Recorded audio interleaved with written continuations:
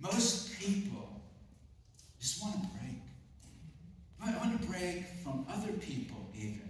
I want to break from being subject to the knowledge of just mass killings. I want to break from opinions and the choosing of sides. People want rest. But you see, the unrest within will not allow rest without. See, so many people, they think oh, it's my environment. This is what's creating the unrest. It's not your environment. It's the unrest within. It's impossible to have rest when there's unrest within. Because even like Jesus told us, it's from the heart and from the overflow of the heart that proceed all the actions. Because it's not just world events that people are exhausted from. I mean, people are exhausted from choices. You think about it, we have so many choices in our culture that they've even come up with a term for the exhaustion that comes from it. It's called consumer exhaustion. I want to go and I want to just get, a banana and, a carton of milk or something. And I got to walk this whole circuit in the store. But then when I get to the whole milk or I want to get eggs or something, there's 50 choices of eggs and milk and all that. It seems like there's endless choices all around us. This is the reason why some people go to convenience stores and buy milk and eggs, staples from them. And I know people will judge you, a poor person's going into a convenience store just to buy these things. And you're going well, what's wrong with you? You get them cheaper at the grocery store. You know why they're doing it? Because they can't handle it anymore. I don't want to choose. I just want to grab it and leave. And so that's the mentality. Some people can't go into a large store. Oh, why is Aldi's? I mean, they're cheap, right? But why are they so popular? Because there's only one choice. Or Costco. There's only one salad. There's only one lettuce thing, I don't have to choose from all these things, exhaustion. People are exhausted, consumer exhaustion. Then we have all these choices concerning our leisure time. It's this new phenomenon in our culture. They call it FOMO fatigue. The fear of missing out fatigue. It creates within us this panic, this anxiety, if I don't make the right choices, if I don't do the right thing, I'm not going to, I'm going to miss out on what I should be experiencing as a person. Or I'm not going to enter into my full potential as a person, as if God's that small, really. And then there's a news fatigue on top of that, needing to be connected to all the events of the world all around me. Another fatigue, social fatigue. You need to be connected superficially to other people. And then there's these ambient fatigues that are ongoing.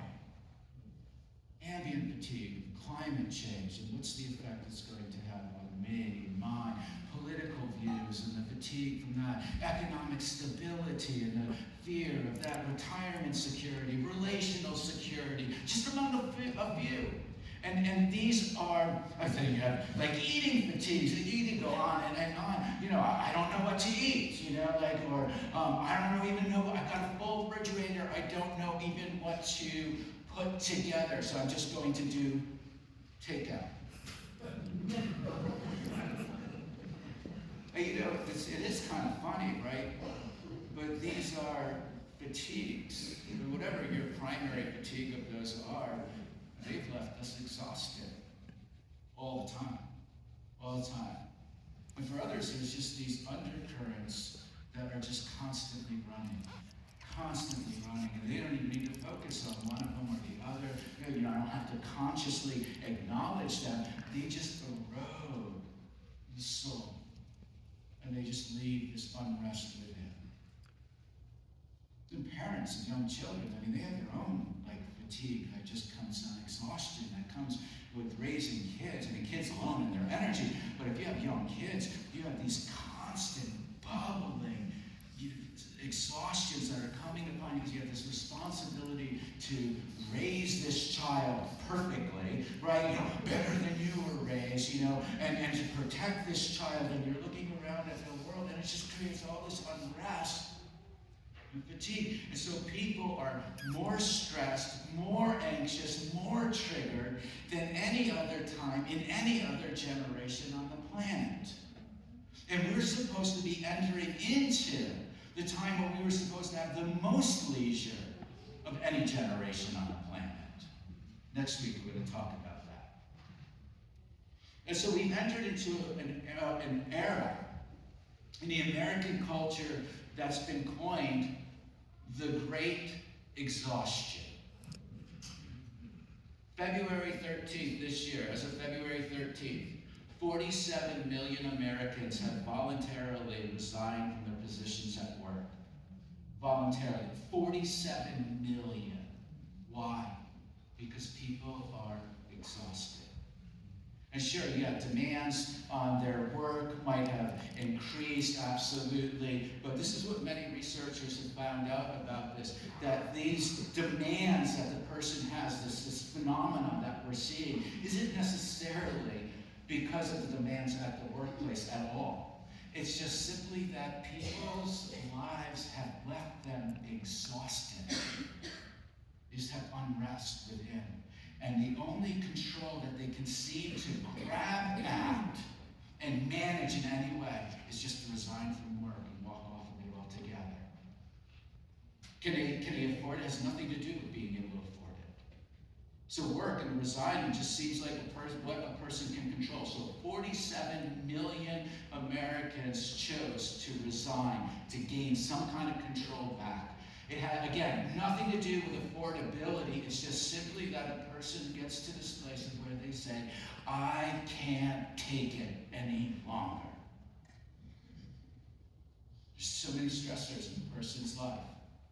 Some of them self-inflicted, absolutely. Some of them others inflicted or culturally inflicted, yes. But the person can't do it any longer. When this happens, there's a lot of directions that a person can go. They could quit. They could quit their job, leave their job, right? They could just disassociate altogether, start living in a fantasy world. They could numb out with alcohol, drugs, Netflix, or whatever, binge watching, or whatever a person wants to use to numb out, or try to control things. That's a lot of people resort to that. I'm just going to manipulate things as much as I can to control. So I'm going to control people or sexuality or my interactions with people or the world or whatever. In other words, that kind of control is isolation. But our world, our culture, ourselves scream in non-stop with this deafening, animalistic, core-wrenching silence. I need rest. Rest. Listen to Psalm 23. This is New Living Translation. Yahweh is my shepherd. Yahweh. That's such a name. Yahweh is my shepherd. I have all that I need. Imagine that. Imagine that. I have all that I need because Yahweh is my shepherd. 10. He lets me rest in green meadows. Another image or another translation says, he makes me lie down in green pastures. Makes me. It's like a child that's writhing here, kind of out of control, overstimulated, or whatever, and they're kind of just writhing, and you go up alongside them, you just pick them up gently and start holding them, because they've lost control, right? And you're just holding them and embracing them and calm down. Makes me lie down in meadows of green. Just picture that, like green meadow, flowers, or whatever.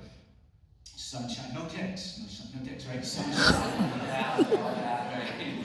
That's a fear of Lyme disease, all that. He leads me beside peaceful streams. Because Yahweh's my shepherd. He leads me beside peaceful streams. Do you see that? Do you see it? Do you see the imagery? This is a poem. You're supposed to see the imagery. Let me just add to this. He leads me beside. This is the way it can read as well. He leads me to silence by streams that are still, or streams that are peaceful. He leads me to silence, peace, peace within, peace without, by streams that are peaceful. Streams in the desert, think of that, just an oasis in the midst. He renews my strength. I can breathe again. He guides me along right paths, bringing honor to his name, because I'm in that space now, right? Because of rest, because he's my shepherd. I'm in this space of where I can be led by him, and now I'm actually acting like who I am, child of God, one who's been born from above, one who has a destination.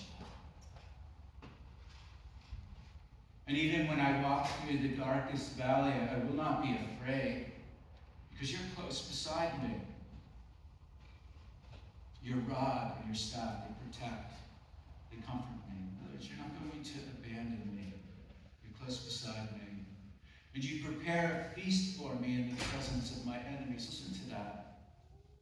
Even when I walk through the darkest valley, I will not be afraid, because you're here. Your rod, your staff, they protect, they comfort me. You prepare a feast for me in the presence of my enemy. You see that? From that valley place, what's before you. A feast in the presence of my enemies. You honor me by anointing my head with oil. I know it's a cultural thing, but you pick that up, what that means. It's a beautiful thing. My cup overflows with blessing. Surely goodness and unfailing love will pursue me all the days of my life. And I will live in the house of Yahweh forever. Forever. Forever. It's rest. Rest.